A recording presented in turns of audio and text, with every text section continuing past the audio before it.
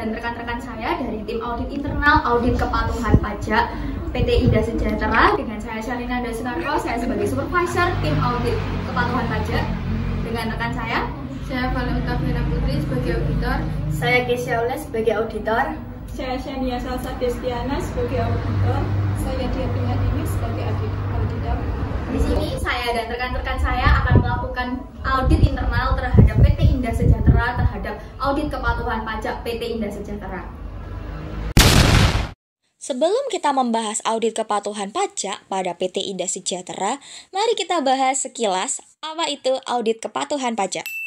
Audit kepatuhan pajak atau Tax Compliance Audit adalah proses pemeriksaan yang dilakukan oleh otoritas pajak atau Direktorat Jenderal Pajak atau bisa disebut dengan DJP atau pihak independen untuk memastikan bahwa wajib pajak baik perorangan atau badan telah memenuhi kewajiban perpajakannya sesuai dengan ketentuan hukum dan peraturan perpajakan yang berlaku. Selanjutnya, proses audit kepatuhan pajak dalam audit perusahaan. Yang pertama, pemberitahuan audit. Otoritas pajak atau DJP akan mengirimkan surat pemberitahuan audit kepada perusahaan yang bersangkutan.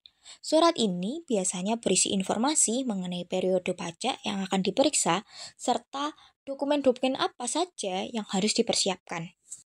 Yang kedua, pemeriksaan dokumen. Tim auditor akan melakukan pemeriksaan terhadap seluruh dokumen perpajakan perusahaan. Mereka akan verifikasi apakah laporan pajak telah sesuai dengan transaksi yang sebenarnya. Contoh dari dokumen-dokumen tersebut antara lain adanya laporan keuangan, dokumen pelaporan pajak, laporan audit internal, dokumen rekening pajak, dokumen kontrak terkait aktivitas pajak, dokumen aset, dan dokumen-dokumen lainnya yang diperlukan. Yang ketiga, wawancara dan klarifikasi.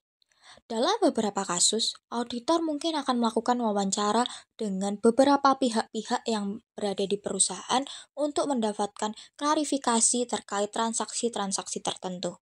Yang keempat, temuan dan rekomendasi. Setelah pemeriksaan selesai, auditor akan menyampaikan temuan-temuan mereka dan memberikan rekomendasi. Jika ditemukan ketidaksesuaian, perusahaan mungkin diminta untuk membayar pajak tambahan atau dikenakan sanksi administratif. Yang kelima dan yang terakhir yaitu adalah penyelesaian audit. Jika perusahaan tidak setuju dengan hasil audit, maka dapat dilakukan banding atau keberatan sesuai dengan prosedur yang berlaku. Lalu, siapakah pihak yang melakukan audit? Yang melakukan audit pada PT Indah Sejahtera adalah auditor internal perusahaan PT Indah Sejahtera, di mana bertugas untuk memastikan kepatuhan pajak sebelum diaudit oleh otoritas pajak atau Direktorat Jenderal Pajak.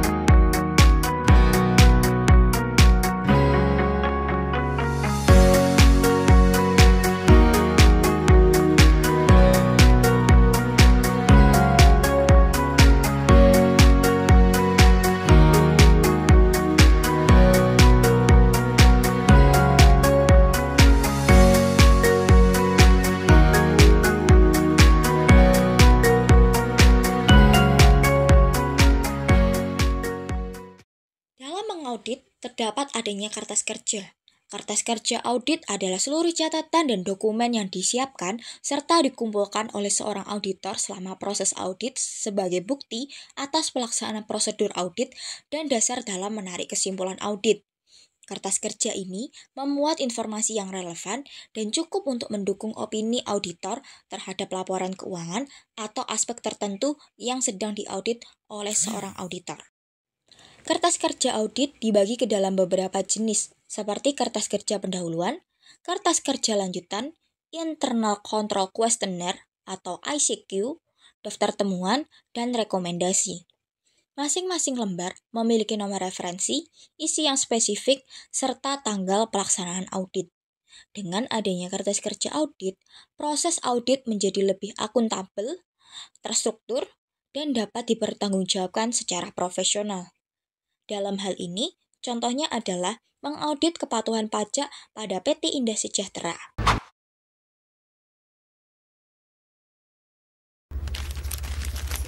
Saya akan menjelaskan program kerja audit pendahuluan untuk audit kepatuhan pajak di PT Indah Sejahtera.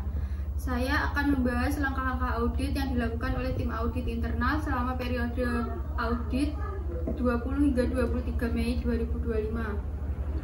Audit ini bertujuan untuk memastikan kepatuhan PT Indah Sejahtera terhadap peraturan perpajakan, serta mengidentifikasi potensi resiko ketidakpatuhan yang dapat berdampak pada perusahaan. Berikut adalah langkah-langkah yang dilakukan dalam audit pendahuluan.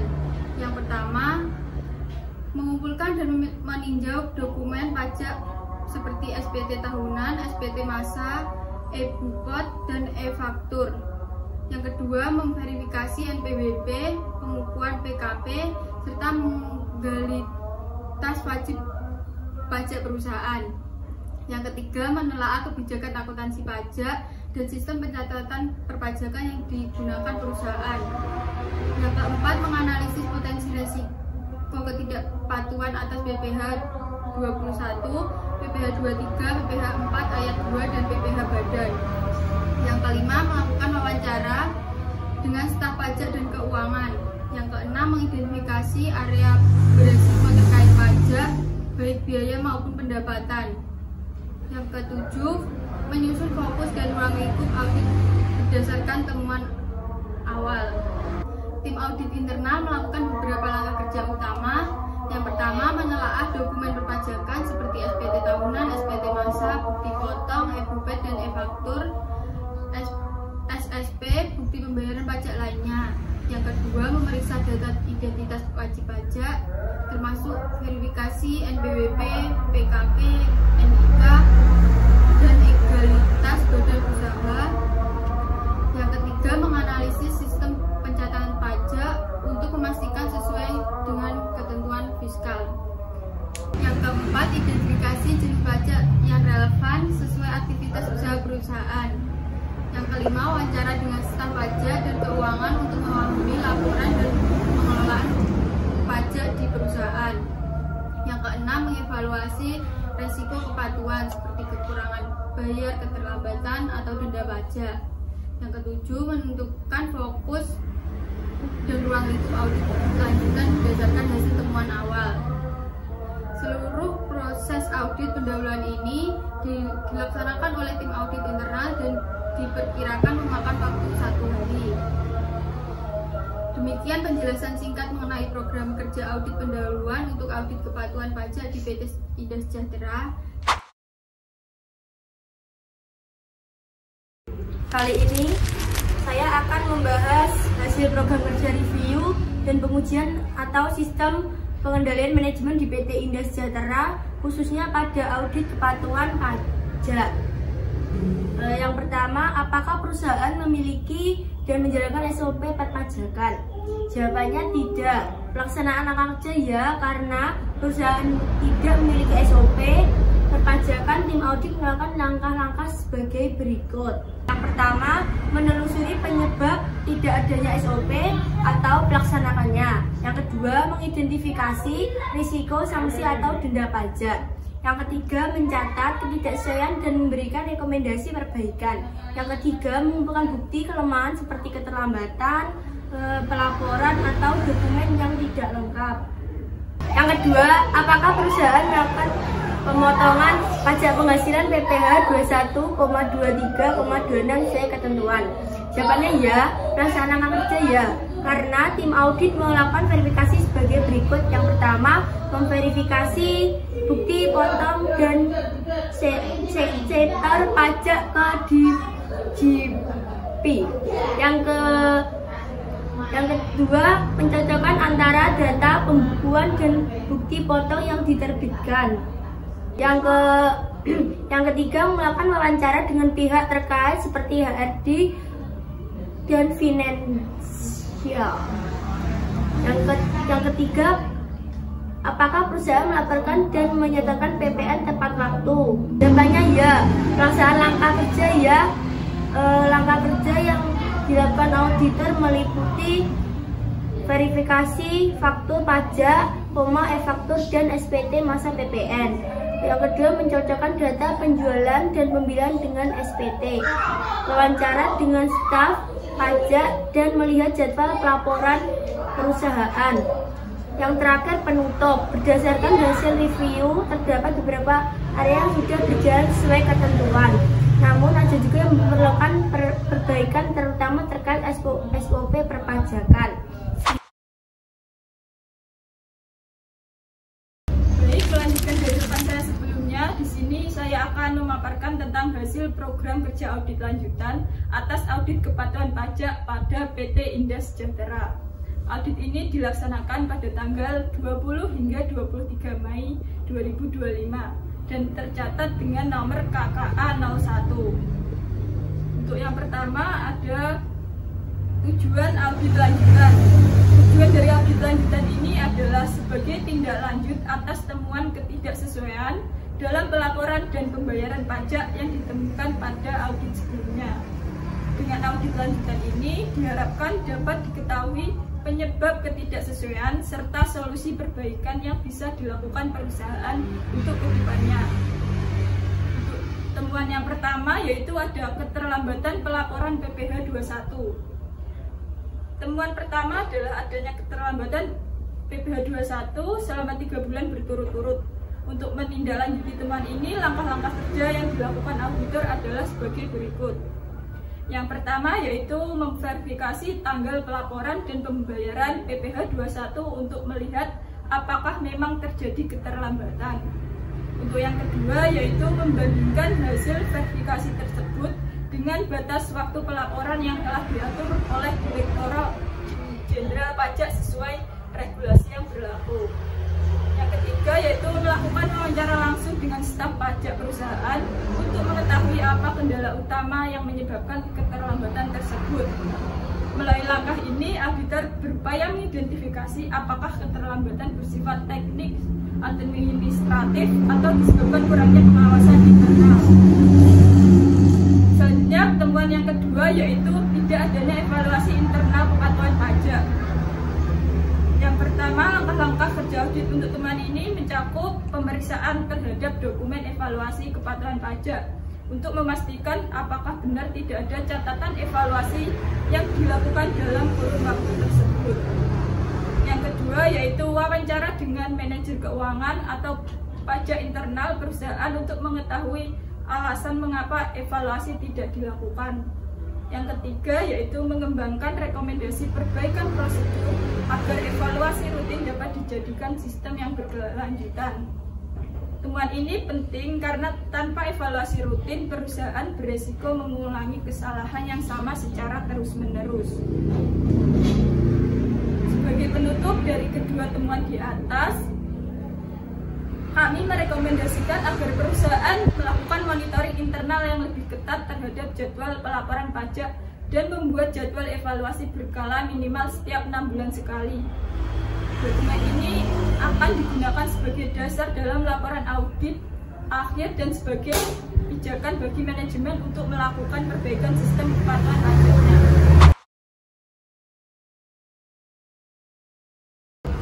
Kali ini saya akan menjelaskan daftar temuan dan rekomendasi audit kepatuhan pajak PT Indah Sejahtera untuk periode audit tanggal 20 hingga 23 Mei 2025. Temuan pertama adalah keterlambatan pelaporan pajak PPh 21 selama 3 bulan. Hal ini melanggar ketentuan dalam Undang-Undang KUP dan Peraturan Direktorat Jenderal Pajak tentang batas waktu pelaporan. Penyebab utamanya adalah kurangnya pengawasan internal serta tidak adanya monitoring kalender pajak secara berkala. Akibatnya, perusahaan berisiko dikenakan denda administrasi dan menurunnya reputasi di mata pemangku kepentingan. Pihak manajemen merespon dengan menyatakan akan membentuk tim monitoring pajak internal. Auditor menyarankan agar perusahaan segera membuat sistem pengingat serta SOP pelaporan yang lebih efektif. Rekomendasinya, buat sistem pengawasan internal dan remedial pelaporan pajak. Temuan keduanya adalah tidak dilakukannya evaluasi internal kepatuhan pajak dalam 1 tahun terakhir yang bertentangan dengan peraturan Menteri Keuangan nomor 17/PNK 03/2013 tanpa evaluasi rutin potensi kesalahan dalam laporan dalam perhitungan pajak semakin besar. Manajemen menyatakan akan memasukkan kegiatan evaluasi pajak dalam program kerja tahun depan.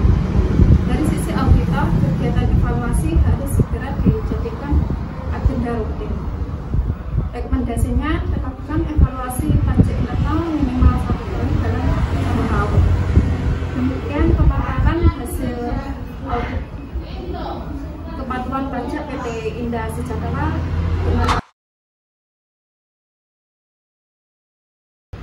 Oke, untuk yang selanjutnya adalah ruang lingkup, yaitu di dalam bab 4.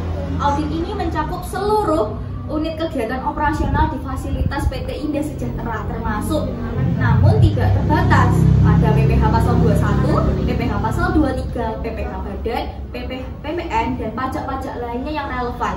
Dokumen SPT masa dan SPT tahunan, bukti potong, bukti faktur, serta bukti setor dan kesesuaian pencatatan akuntansi terhadap laporan perpajakan, kepatuhan terhadap Peraturan Direktorat Jenderal Pajak atau DJP dan Undang-Undang Perpajakan yang berlaku.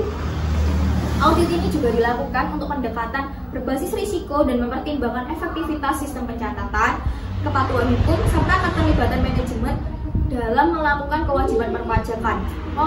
Wawancara ini dilakukan dengan staf keuangan dan akuntansi serta pemeriksaan dokumen yang dilakukan secara langsung untuk memastikan akurasi pelaporan dan dokumentasi yang berlaku.